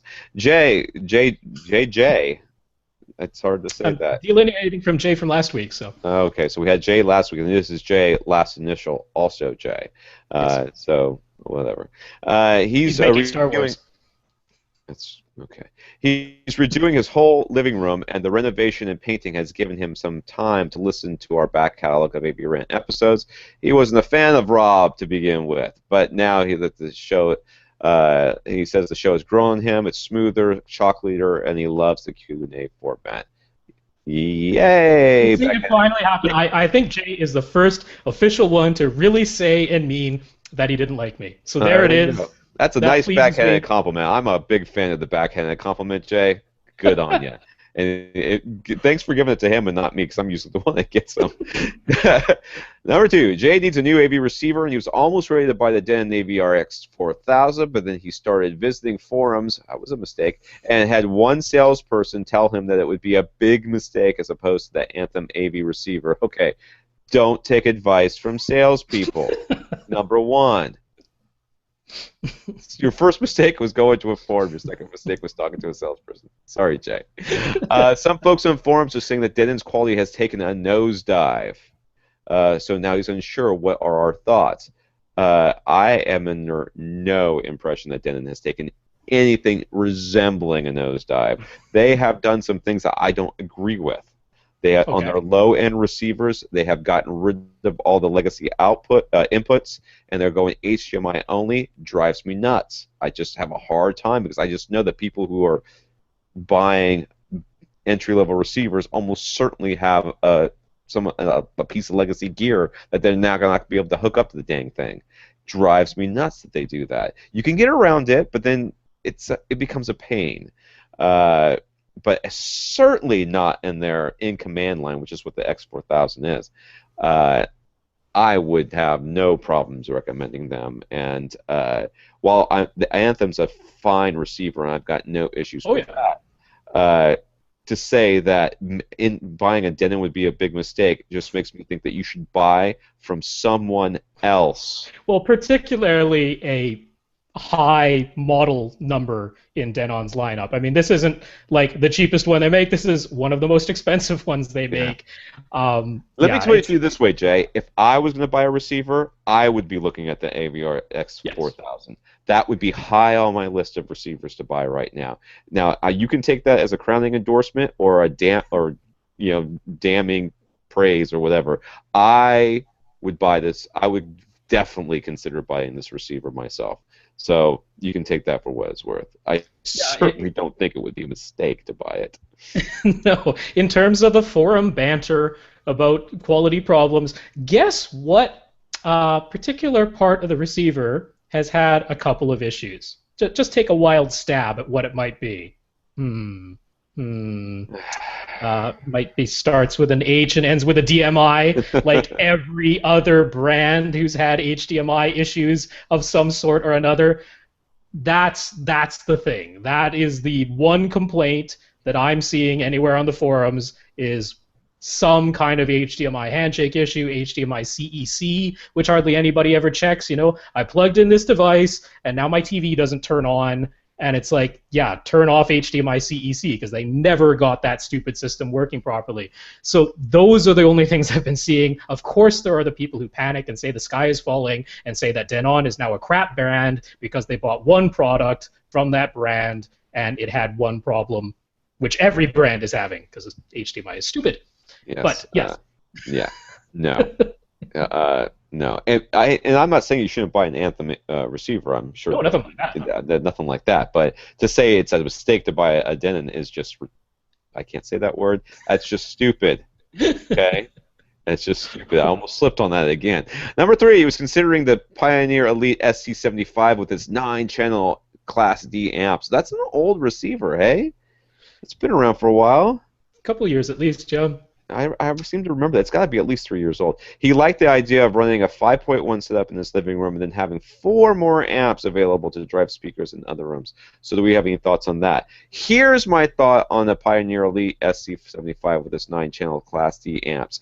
If I remember correctly, it was out for a year before they went back to traditional amplifiers. They just dropped the Class D amps. It may have lasted longer than that, but the next iteration of that level of receiver did not have Class D amps. Now, does that mean that there's a problem with their Class D amps? I don't know. But all I know is that if they dropped them like a hot potato, that should probably tell you something there. It could be that people just don't like the Class D amps. I know at the time the buzz wasn't great. Mm-hmm. People were not happy that they had gone Class D. And they could have just changed it because of the tide of public opinion. But I don't like Class D amps. Okay. So I certainly don't think it's a good idea to put them in the receiver. A good Class D amplifier can be made. It has been made. We reviewed it over at Audioholics. Got no problems with Class D amps in general, but they're hard to make. They're expensive to make, and I don't think this is a good Class D amp section, and that's my opinion. I mean, we missed the news from last week where Pioneer has announced that they're basically getting out of the AV business altogether. I mean, they dropped their television line. That was several years ago, where they stopped making plasmas and sold off, some of their patents and their rights to other brands. And now they're like, yeah, we're just pretty much not going to be making AV equipment at all. They're just going to be focusing on car and, whatever. I don't even know what else they make, but yeah. So those speakers of yours, apparently. I hope so. I hope they keep making the speakers because those seem to be successful. But anyway, I mean, I think what was really interesting, Jay, here was the possibility of having these 9 channels. Now, as we've spoken about, when you are dealing with running multiple zones off of one receiver, that second zone probably going to work okay, especially if you're doing something like the Denon X4000, where it has 2 independent HDMI outputs, and it can run an HDMI source in Zone 2. It cannot run that same HDMI source in Zone 3, unless you're playing it in all 3 simultaneously using their whole house mode. So this whole thing of running not just a second zone, but a third zone, 4 more speakers off of the same thing.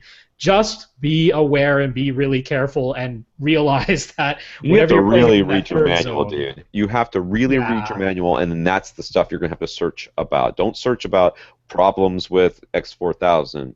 Search X4000 Zone 3. Yeah. HDMI or multi-channel or 2-channel or analog or digital or something like that, in order to try to figure out what it will pass through to those other other zones, because it can be a real nightmare. Yeah, but with that said, if you're really interested in having 9 amps all built into one receiver, definitely look at Marantz, because Marantz is a sister company to Denon. They are both owned by a parent company called D&M Holdings. Also has not taken a nosedive, in case you were wondering. No, and no one is saying they are, despite the fact that Marantz and Denon receivers are made in the exact same factory from the exact same parts. Yeah, so a little bit of public perception there, and the fact that the Denon brand sells way more units, so there's just way more of them out there in people's homes for something to potentially go wrong by the law of averages and by scale instead of actually there being a... But Marantz has a model called the SR7008. It is almost identical in every way to the X4000 from Denon, but it has 9 amps built in, and that's one of the only differences, really, other than the faceplate. One says Marantz on it, and has a circular, thing if you like the design better. Porthole. I love the little portholes. It's my favorite, dude. God, I remember when they first came out, their reference series. I was like, that is the sexiest thing I've seen in a long time, and that's saying something. Not really. Yeah, so that's a good suggestion if you're going to do that. But once again, be very careful, very careful. Or just be prepared to always run a stereo analog set of audio connections from any device that you might want to play in that Zone 3. Be prepared to run some red and white stereo analog cables from any source. It's not a problem if it's all in the same cabinet. It's not really a problem. I used to do that same thing. Not the end of the world. It's not the end of the world. It's just something you have to be aware of.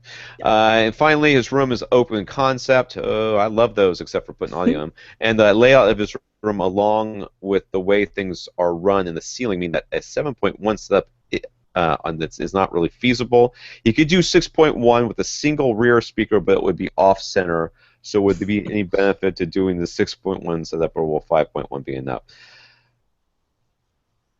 I think you should just go ahead and stick with 5.1. As Actually, do I. I'm sorry. I take that back. I think you should go ahead and stick with 5.2. So, Yeah. yeah. Well, I definitely. You should be looking at that. You should be thinking about that second subwoofer right now, since you're not going to have a rear speaker. Instead of that, you're going to get another subwoofer. Yeah. 6.1 was never a great solution. I don't think it ever really worked out that well. That's why we immediately went to 7.1. But in this sort of room, I don't really know where you're sitting, but most of the time in these open concept things, there's an area that's sort of delineated as being the home theater or the TV watching area. It's a subset of the entire open concept thing, and having 7 speakers around that is probably not going to really do you much good. What you really need to really take advantage of a 7.1 system is 2 rows of seats, enough space, a big enough room where you really demands having 7.1. I had a smaller theater in Jacksonville. I had 7 speakers set up. I took my rear speakers down because they really weren't doing anything but messing up my speakers. So, that's my thought on it. I pretty much concur. I think 5.1 is just fine. Yeah. John Ness is having, oh God, this is a long one. I'm skipping that Infinite Gary. No, I'm skipping the Abby. Can we skip? How much time do we have?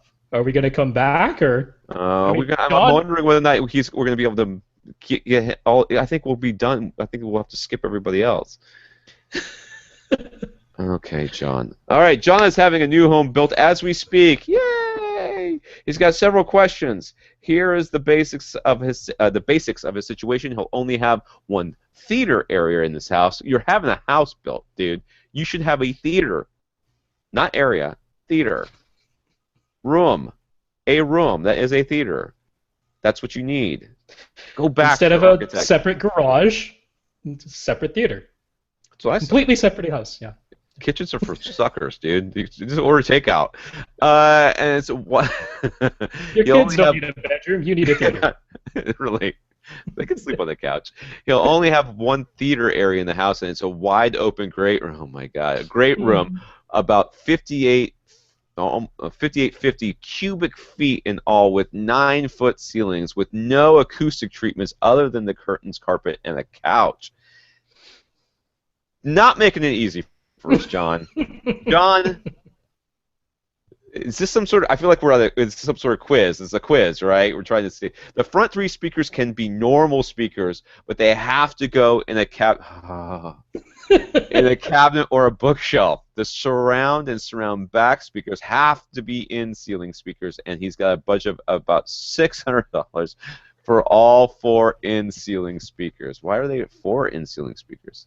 Because surround because and he's surround backs. Points. Okay, yeah. 7 points. He's got a budget of about 6. Okay. It's a great open room, but I bet we're once again dealing with it. He has to have 7 speakers, or can he just have? He really wants 7 speakers. Okay, and, so it's being built. It's they're running the wires prior to the drywall going up and all that. So this is a lot of planning in addition to. All right, he's got a budget about $600 for all 4 in-ceiling speakers and around $1,000 for the 3 fronts. The whole system will be powered by a mid-level AV receiver. All right, so that's the basics. So the basics are: this is like everything in the book that would present a challenge. Yeah, basically what you're saying is, I'm building the house, and I'm gonna put a theater in it, but I'm gonna in no way make it so that it's good for being putting a theater in it. I'm just gonna build the house the way I was gonna build the house. It's probably okay. Anyways, it's fine. You know what? Everybody deals. You got what you got, and that's good. So since the wires have to be run prior to drywall going up, John's priority is figuring out where exactly. Yes, figuring out exactly where in his ceiling surround and surround back speakers should be placed. He knows where he puts his couch. So what do we suggest? Well, we sort of talked about that before on the. Oh God, I wish you could put them on a wall, or on the floor, as actual speakers. we've sort of talked about this before, going with the THX or the Dolby or the DTS ones. I mean, basically, you're going to have to put the side speakers to the sides of the couch, and the surround back speakers basically, was it like 30 degrees off center back? Is that what it is? Yeah, if you drew a straight line from your primary seat, you drew a straight line behind you, then go 30 degrees to your left, 30 degrees to your right, and that should be approximately where the surround Draw back that line on your ceiling, or run a blue line across your ceiling, and where it crosses an open spot for a surround back speaker, that's where you put. Just don't put it too far back. And not too close. I mean, I'd want to have at least 4 feet from the back of your seat to where the surround back speaker is, because otherwise it's going to sound like it's coming directly from overhead. This goes not just for in-ceiling surround back speakers, but any surround back speakers. I personally think you need at least a minimum of 4 feet, actual distance from the back of your seat to where that surround back speaker is, because otherwise it just doesn't actually sound like it's coming from behind you, which is where it's supposed to be. Yeah, and it's really not going to sound like it's coming from on top either, because we talked about this before when we were talking about the object-based placement. That God speaker that goes right above you, voice of God speaker that goes right above you. Unless you tilt your head, you can't really stereo identify where it is. But what it will do is mess up the sound that sounds like it's coming from, that should be coming from your sides. It just kind of blurs everything together. So you want to push them far enough back. Your side speakers, I would say you want those a couple of feet off your couch at least to the sides, and then directly to the sides and maybe a little bit back. So if wherever your head is, 6 inches back, a foot back from that, and then a couple of feet off your couch, wherever your couch is going to be. Though I bet dollars to donuts that couch is pushed up against a wall. So that means it puts. No, it right it's sort of in the middle. It's sort of. Did he send a drawing? It's okay. There was an image, but I forgot to link it in this thing. Oh. He sent this email to you back on like March 8th, and it never showed up. So I don't know if that was you missed it or it went to your spam filter or something. But he had to resend it. Here, hold on. I'm going to look at the. Oh, there it is. I did see this. Oh, is this plasma above his fireplace, right? Yes. Okay. This is a good example for anyone who might have sent us a question in the past and you have not heard us answer it on the podcast yet. Please send it again, because this apparently can happen to us. It is possible that we missed a question somewhere along the way. So please send it again. We definitely want to answer everyone's question. Yeah. Okay. Anyways, I just lost it. Anyway, so yeah, it is sort of in the middle of the room. So there we go. So my dollars to donuts, I lost my donuts, or dollars. I don't remember how that works. Anyways, the price he's been quoted for running the he's got a price for running the speaker wires that includes 5 speakers and a subwoofer. Since he's only using 4 ceiling positions, what he should do with the leftover speaker wire run? Well, you want to run it to where that's going to come out of the cabinet.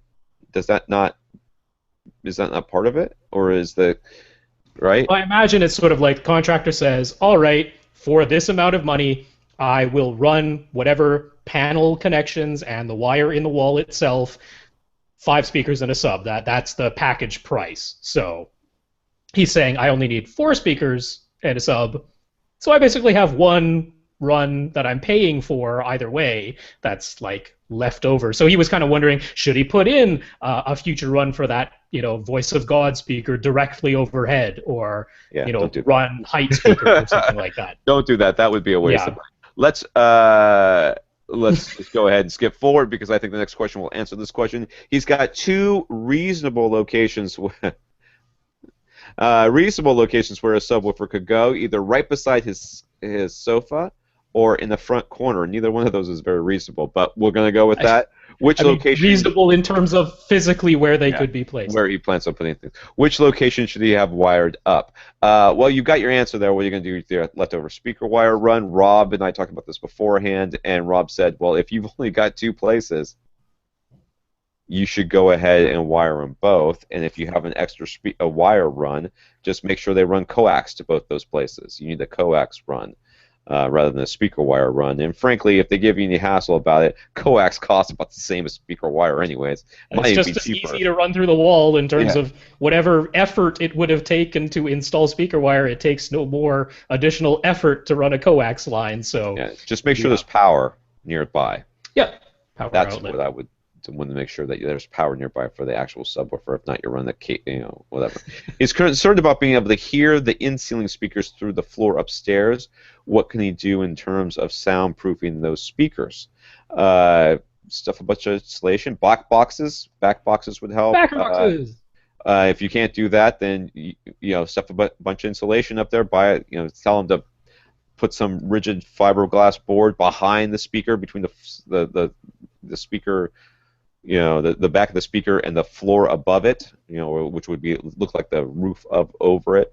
Make sure you put something there. That's basically the same thing. Yeah, I mean, definitely some of the brands of speaker manufacturers who sell in-ceiling speakers, they do sell backer boxes that are meant specifically for the speakers, so it's already pre-designed. You just install it up into the ceiling joists and then hang your drywall and then put in your speaker. So that is certainly one easy solution. I am going to link in the show notes and over on Facebook. There is a great company called soundproofingcompany.com. One of the guys, Ted White, is sort of the founder of the Green Glue Company. That's the viscoelastic sound damping glue, which basically is a glue that never goes completely hard, so it acts as a sort of cushion in between two layers of drywall.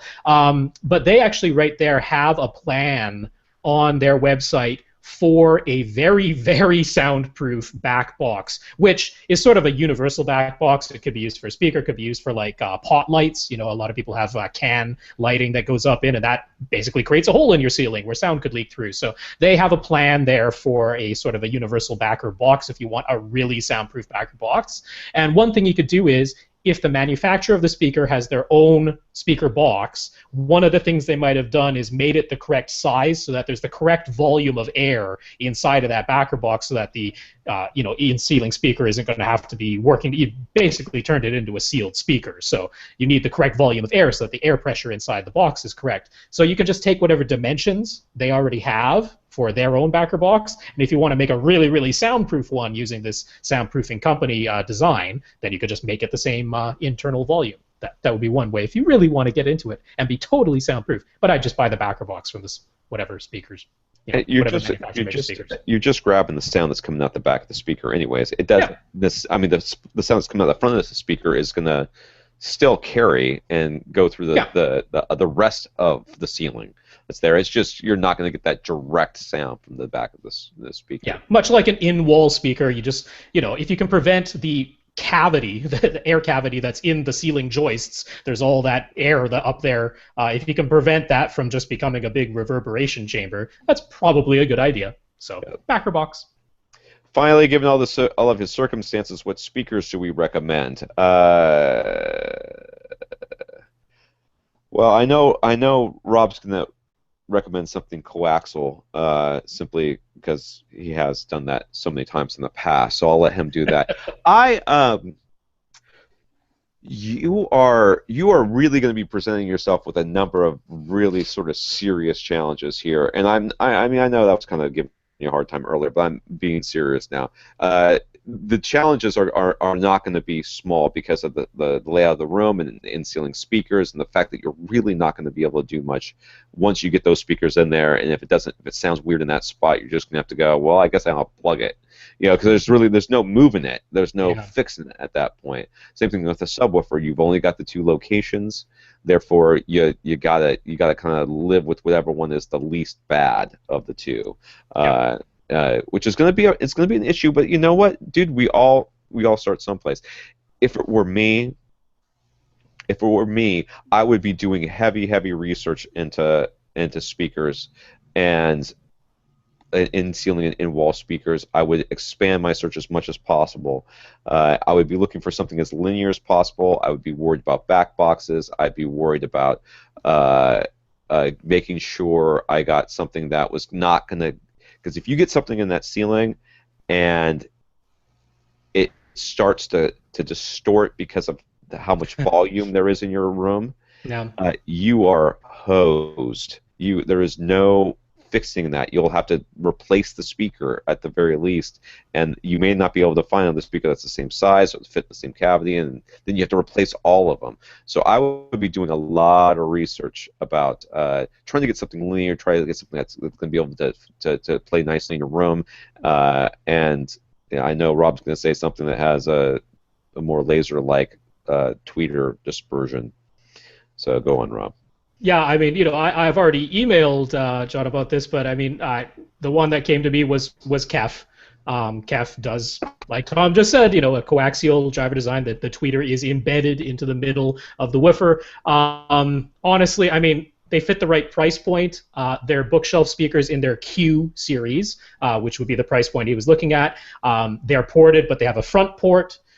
They're quite efficient. They're not like the most efficient speakers. They're not as efficient as, say, a Klipsch with a horn, or like those Tecton speakers that are, a ring radiator tweeter and super duper efficient. So they're not as efficient as that, but they are a very, very easy load for any amplifier. He's using a mid-level AV receiver to power all of this, so they need to be easy to drive, have to be able to go into a cabinet, so that means front-ported would be preferable. And having that coaxial speaker design, it doesn't make them like a laser, but what it does is it means that the dispersion of the tweeter is essentially identical to the dispersion of the mid-range driver, because the mid-range driver is acting as a waveguide for the tweeter. The tweeter's embedded right into the middle of it. And when you have a room that has no acoustic treatments, that's going to have reflections, I mean, you can try to just reduce those reflections as much as possible by getting a laser-like speaker, something with a really wide ribbon or a really, pronounced horn on it. But more important, in my opinion, than having a laser-like focus is having just very, very even, uniform dispersion of the sound waves from the treble into the mid-range, because making sure that all the reflections are very even leads to better clarity. So that, to me, is the most important thing, and I just, honestly, putting it all together, I think Kef has what you're looking for, and they have in-ceiling speakers to fit the budget he's looking for. Getting 4 of them for $600, you have to go to their lowest model level, which is the S series. They have S, C, and Q. So the S series is their least expensive, and it's right there. It's $300 for a pair of the 6.5-inch in-ceiling speakers. So. Yeah. I mean, and Kef has backer boxes too for the in-ceiling speakers. So to me, they've hit everything I would be looking for, and they're certainly a reputable brand, and they have lots of dealers. So you should be able to hear some before you buy them too, right? So yeah, it's just, this is, I mean, you're not gonna want to get into the ceiling and replace these things. I would, you know what I mean? I would seriously consider whether or not how firm the $600 budget is too. This is not a time to think, okay, I'll get this now and then upgrade later. This is when you should be getting what you want now and making sure it's what you want now, because you're not going to want to upgrade. What you'll end up having to do, and I've actually seen this in people's houses, they've got a full 5.1 system pre-wired in their home, they absolutely do not use, and they buy other speakers that are floor standing speakers, and they run the wires across the floor, because once they get their furniture in there, you can kind of hide the wires, and the speakers kind of sit behind the couch or something like that, or they sit on a little stand over to the side, and you don't really notice them. So all this worry about having that nice clean look and having everything built into a cabinet or whatever, and all sorts of goes away in real world situation. And I mean, so if you're gonna do this, make sure it's something you're gonna be able to be happy with for years and years and years and years and years, because you're gonna be stuck with it for years and years and years. And if spending $600 now means that in 2 years you're gonna be looking for something else, but if you spend $1,000 now, you're gonna be able to live with it for the next 10 years. Seems like a pretty sound investment in my mind. So anyways, John, I hope that helped. If not, it's Rob's fault. Infinite Gary. Thanks. You were very helpful. I was not helpful at all. I was the least amount of helpful I could be. I basically said, your room's crap. You're gonna. Oh, you know what I forgot to say? Buy a big-ass sub. Okay? Yep. You're going to need a big-ass sub for that room. Do not skimp on the sub. And, yeah, you need a big one. Well, definitely nothing Tom said has contradicted anything I wrote to John in my email. So if nothing else, Tom does not vehemently disagree with anything I've said. Oh no, I don't. I don't disagree with what he's saying. I think I'm sure the Kef's some very fine speakers. I'm not unrecommending them. What I'm saying is, you're buying the entry level of a line of speakers in a room that's massive. Yeah. And you're going to have to live with them for a long time. Are you sure that's the decision you want to make when you're building a home? So talk it over with the better half and see if maybe she agrees. If not, she's more than welcome to talk to my wife, who will probably completely contradict me because, for 13 years of marriage, we don't agree on anything. Infinite Gary wants to know about contrast. What constitutes truly excellent contrast? How is it measured? Why are there so many different types? I'm going to turn my mic off and get a drink of water. Rob, go on. Okay, so I mean, contrast in the overall sense of what is contrast, the big idea, it is the difference between black and white on your display. You display black, you measure how much light is coming out of the display when it's displaying black, then you measure white, and you measure how much light is coming out of the display when it's showing white, and you divide the white, however many foot lamberts or nits you measured, you divide that by however many foot lamberts or nits you had when it was showing black, and that is your contrast ratio. Now, in terms of what are all these different types, on-off contrast is I showed nothing but a black screen, absolutely nothing else on screen. I just said, show me a pure black, and I measured how much light was coming off the screen in nits or foot lamberts, and then show me nothing but white. And so you divide those two, and that's going to give you on-off. Not totally useful, because we're rarely watching real content that is nothing but a totally black screen and nothing but a totally white screen. If you're watching Othello, maybe, right? Maybe, yeah.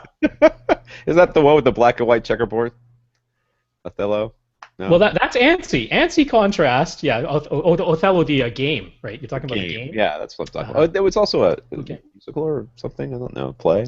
Well, it's a play by Shakespeare. And yeah. Anyway, ANSI contrast is the much more useful figure. ANSI contrast is, they show a checkerboard, basically. So there's black squares and white squares. So black square, white square, black square, white square in a pattern up on the screen at the same time. So there, if you get a light meter and you put it right up close and you measure how black the black is and how white the white is, and you divide the white by the black and you get that contrast, that is what your display can show something closer to real-world content. You know, it's displaying black and white at the same time. So if this is like an LCD display, you're not playing any sort of trick where it's managing to turn off the backlight or something like that. The backlight's going to have to be on because it's showing those white squares. So that's a real sort of test of the contrast. What constitutes really, really excellent contrast? Well, if you're in a totally pitch black room, it would actually be really low. It's like 200 to 1. 200 to 1 is really good contrast because that's about as much as your eye can see. If the whites are way brighter than 200 times as bright as the black, your eye can't really see it. It just sort of washes it out. Your eye has a limited dynamic range that it can see all at the same time, we're talking about. So yeah, like 200 to 1 in ANSI contrast would be great. You know, white would look as white as it can, while black looks as black as it can.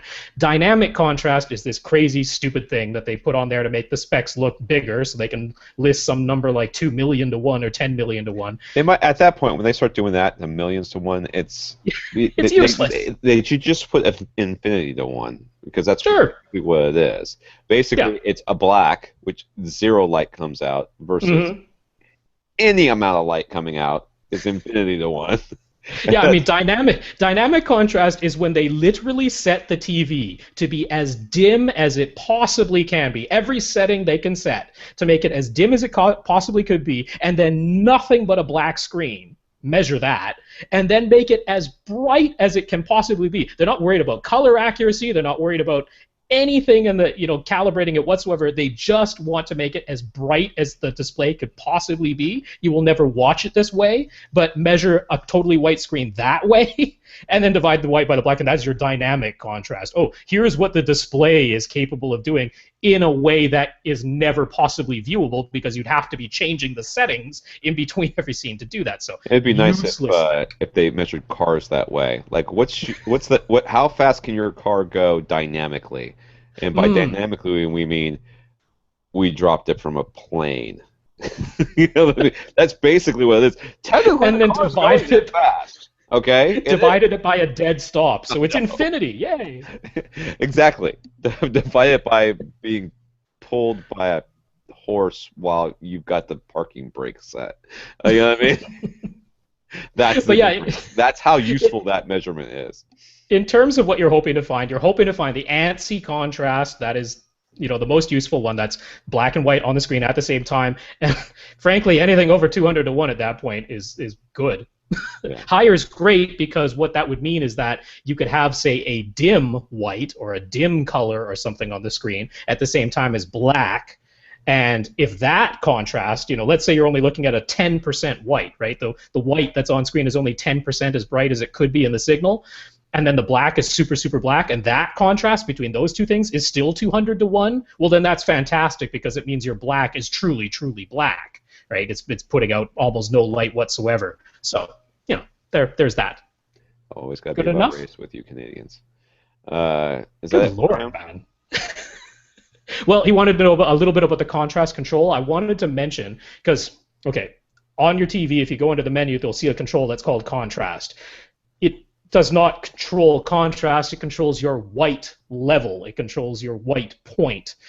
So it's an unfortunate name because there's another one called brightness, and that controls your black level. It does not control how bright your TV is. Yeah, horrible naming convention. Yeah, when we start calibrating the display, you set your black levels with the brightness, and you set your white levels with the contrast. And if you actually put up a white screen and you start adjusting your contrast, you're going to see how your whites change colors. Go from like an amber color to a bluish color, and that's basically what you're changing. So what you're looking to do is try to get the right level of white. But I wanted to get Tom's take on this because, Tom, you went through that whole THX calibration course, and there's a thing. What? Yeah. Yeah. Go on. There's a thing with the white level, which is when we're watching any sort of video.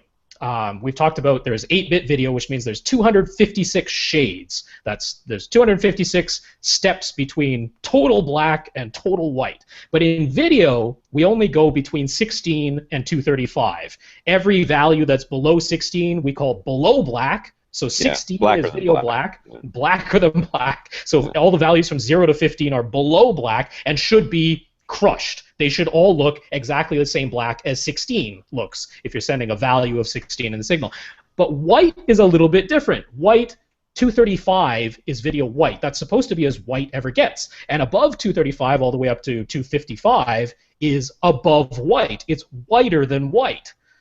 But there's a little bit of a, debate as to whether you should actually be able to see any of that whiter than white information, or if that should also all be crushed so that 235 is white and anything above that is the exact same white. It's all crushed together. You don't see any additional detail. Some calibrators argue that they actually want to set the contrast control so that the whiter than white values, all the values above 235, are actually somewhat visible because some video content, like a total snow drift or a white cloud or something like that, sometimes has some information in the above white. So what is your take on that, Tom? I'm trying to remember exactly what I took that class like 5 years ago. I don't think I've calibrated a single set since then, except my own and some friends. My take on those sorts of questions, like if you can. Now, the problem with having the blacker than black content is that sometimes it introduces like a macro blocking sort of thing. It might micro blocking. Yeah, I've never seen a calibrator argue that you should be able to see the blacker than black stuff. Yeah, because it just looks like noise. Yeah, it ends up looking weird. Now, the whiter than white stuff, my take usually on that is that if it's something that can be displayed, you should do it. Now, I have never calibrated a set personally that was able to display whiter than white. Right. And so I've never run into it where I could actually kind of A/B it. So, I guess we'll have to get Ray's take on it and report next week, since Ray is our custom calibrator guy. In fact, he should be typing right now. Ray, why aren't you typing, Ray? He is typing. I mean, the main thing you want to do is if you're using, say, one of the setup discs, Digital Video Essentials, Spears and Munsell, the Disney Wow disc, any of these setup discs, one of the first things they'll have you do is set your contrast and brightness, and they'll put up a test pattern that's usually called a plugge test pattern, where it's supposed to allow you to set your black and your white levels and get rid of that below black information and make sure you're seeing all the detail in the white that you're supposed to see. And some of those plugage test patterns, all they do is they have all the steps going up to video white, and then that's the end of the test pattern. The test pattern doesn't go any further, and as long as you can see all the steps, all the little bars of white, because they're gradually getting brighter. There's bars of white that gradually get brighter, and you're supposed to be able to see every single one of those bars all the way up to full video white, and you use your contrast control to set it so you can see that. Like Tom said, sometimes the color starts to shift, and it shouldn't, right? Your white shouldn't start looking a little bit red or a little bit blue. So sometimes you have to back down your contrast control, that menu control. You have to back it down a little bit so the color doesn't shift. At that point, you're not worried about whiter than white because you had to back it down to that point just to get the colors not to shift, or just to make sure that you could see all the bars up to video white that you're supposed to see. So my take is you probably don't really need to worry about it, but Right. I mean, whiter than white. If your display can display whiter than white, you want to see it. If you cannot see the whiter than white, then most of the time it means the TV is clipping the signal at some point. Sure. Which might be the case. In which case, you do what you just kind of set it to the right, as good a brightness as you can, or a contrast as you can, before it starts to distort. And if that's the case, then you'll see in your smell a sense of snow, there'll be some weird whiteout thing, and it looks whiter. There won't be as much detail there as there should be, and hopefully you'll be able to live with that. And if not, then we can help you. All right, Abby, I can't believe we're going to get through all of our questions this week. We have to hurry if we're gonna go over 5 minutes. Abby says we beat her down and got her to replace the broken amplifier in her focal Cub 2 subwoofer. It's an 8-inch 150-watt 12. Wait a second. Oh, the cube, the box itself is like a 12-inch cube. It's an 8-inch driver. Okay, I'm sorry. Sorry, yeah. The 8-inch driver, 150-watt amp with it's a 12-inch cubed box, and the extension is down to 40 hertz or so, which it sounds about right for that. Yeah. And so she's now able to use her subwoofer again. We're using that term sort of loosely in this case. She is very concerned about her downstairs neighbors, though. I understand. The sub is down-firing with the front port. She's wondering if oriented the sub a different way might minimize the neighbor hearing the bass, because the port is down. The downstairs neighbor, the port is down-firing. The driver is down-firing, yeah. The driver is down-firing, right. What did I say the port is? The port is you said the port. Yeah. Sorry, I'm tired. She does have an isolation pad for the sub. If she oriented it so that the driver was let's say the driver was facing forward, and the port was facing up, would this minimize the amount of information that was going straight down into her neighbors? The answer is no.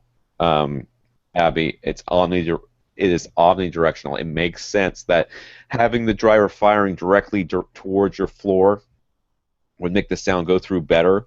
Just doesn't work that way, specifically because you've decoupled your subwoofer from the floor by putting it on an isolation pad. If our recommendation wouldn't have been get an isolation pad. Now that you have one, just orient it the way it's supposed to be oriented, and as much as you can do, you have done. Another thing that you can do is to turn the volume down when they complain. Yeah, I mean, there was a great thing done on Mythbusters. They were actually talking about setting off a bomb underwater, but it applies to any sort of physical waves, where they did a test where they had a person, or a dummy, basically bobbing up and down vertical in the water, like it was treading water, like it's a person treading water, up and down, set off the bomb, and the dummy totally would have died. Then they had the dummy basically laying flat on the surface of the water with as little of its body, submerged into the water as possible, set off the same bomb, same place, and the dummy would have survived. Would have been injured, but he would have survived. And basically, this is all down to the fact that waves really don't like to transition between two very different mediums, like air and a solid, or air and water. When it reaches the boundary between those two mediums, a sound wave or any sort of physical wave the vast majority of its energy gets reflected back the way it came.